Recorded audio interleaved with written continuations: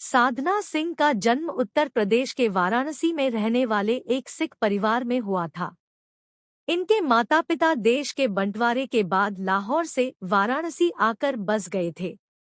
भारत आने के बाद इनके पिता ने एलआईसी में नौकरी शुरू कर दी थी। साधना का जन्म भारत में ही हुआ था और चूंकि इनके पिता का ट्रांसफर देश के अलग अलग शहरों में होता रहता था तो साधना का बचपन भी कई शहरों में गुजरा था। साधना की मां एक गृहिणी थी। सभी भाई बहनों में साधना सबसे छोटी है।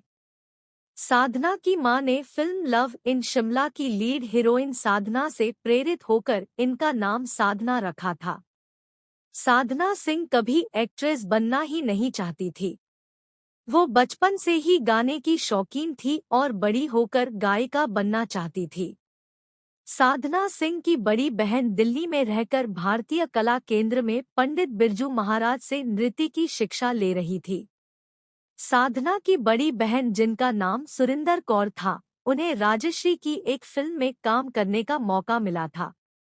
उस फिल्म का नाम था पायल की झंकार और उस फिल्म को सत्येन बोस ने डायरेक्ट किया था।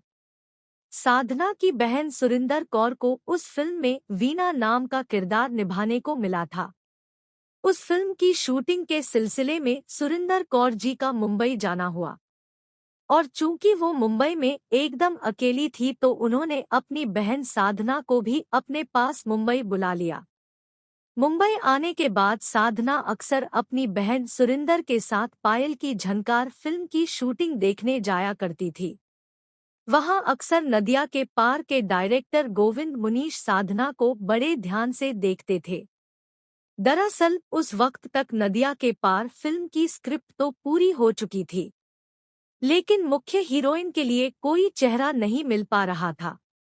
गोविंद मुनीश को साधना में अपनी ये तलाश पूरी होती नजर आई।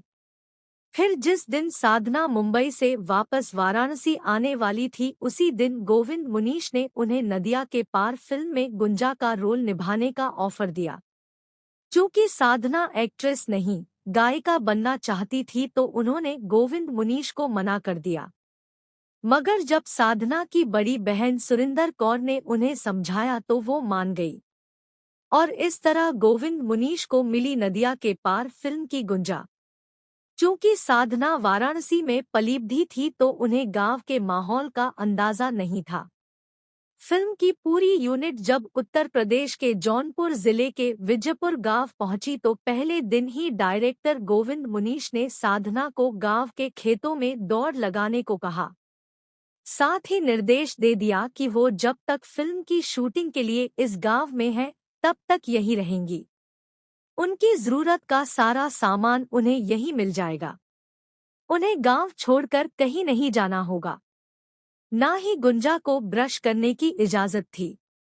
गोविंद मुनीश ने उनसे कह दिया था कि उन्हें गांव के लोगों की तरह दातून से अपने दांत साफ करने होंगे और किसी से अंग्रेजी में बात नहीं करनी होगी।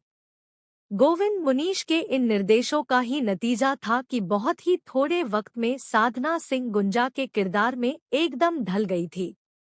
गांव के माहौल में साधना कुछ ऐसी घुली मिली कि कोई कह नहीं सकता था कि ये लड़की शहर की रहने वाली है। एक इंटरव्यू में साधना सिंह ने नदिया के पार फिल्म के दौरान के अपने कुछ तजुर्बे बताते हुए कहा था कि गांव के लोगों से उनकी इतनी बढ़िया दोस्ती हो गई थी कि वो किसी के भी घर जाकर खाना खा लिया करती थी। फिल्म में उनकी शादी के सीन्स पहले शूट कर लिए गए थे, जबकि शुरुआत के सीन बाद में शूट किए गए थे।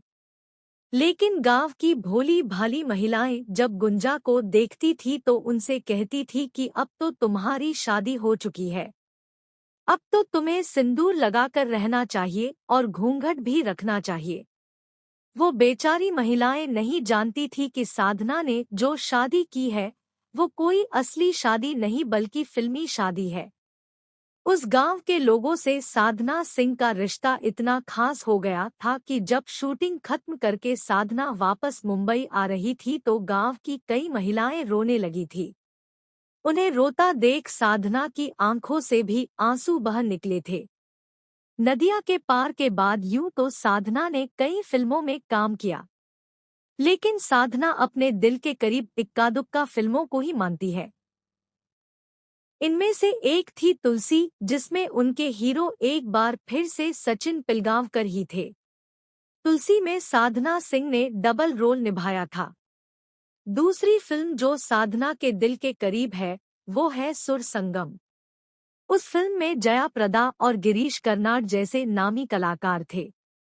यूं तो सुर संगम बॉक्स ऑफिस पर कोई कमाल नहीं दिखा सकी थी, लेकिन साधना सिंह को वो फिल्म और फिल्म का अपना किरदार हमेशा पसंद आए। सन 1986 में एक फिल्म आई थी बदकार, जिसमें साधना सिंह महान संजीव कुमार के अपोजिट नजर आई थी। उस फिल्म से जुड़ा एक रोचक किस्सा कुछ यूं है कि साधना और संजीव कुमार के ऊपर एक गाना शूट होना था, लेकिन जिस दिन वो गाना शूट होना था उस दिन संजीव कुमार शूटिंग पर बहुत देर से आए। साधना को काफी देर तक उनका इंतजार करना पड़ा था। संजीव कुमार जब सेट पर आए तो साधना ने उन्हें टोक दिया और फिर अगले दिन से संजीव कुमार सेट पर टाइम से आने लगे। साधना सिंह ने बहुत ज्यादा फिल्मों में काम नहीं किया।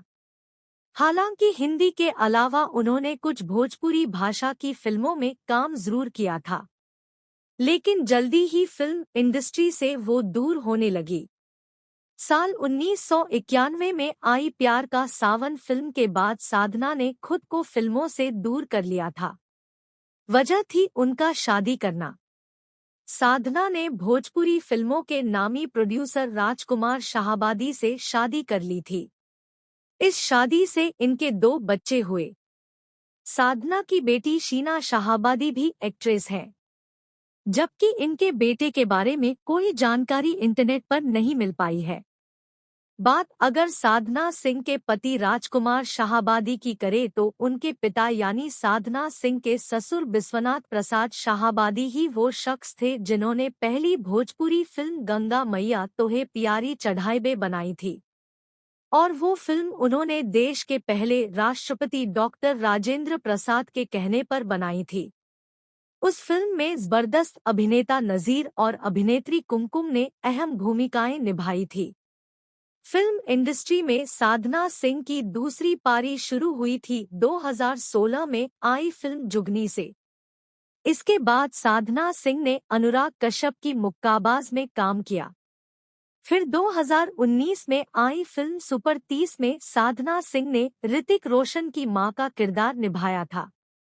साधना की लास्ट रिलीज्ड फिल्म थी 2022 में आई गिल्टी माइंड्स। फिल्मों के अलावा साधना ने ढेरों टीवी शोज में भी काम किया है। इन दिनों साधना सिंह सोशल मीडिया पर खूब एक्टिव रहती है और अक्सर अपनी तस्वीरें व वीडियो अपने फैंस के साथ शेयर करती रहती है। किस्सा टीवी साधना सिंह के सुखी जीवन और अच्छी सेहत की कामना करता है।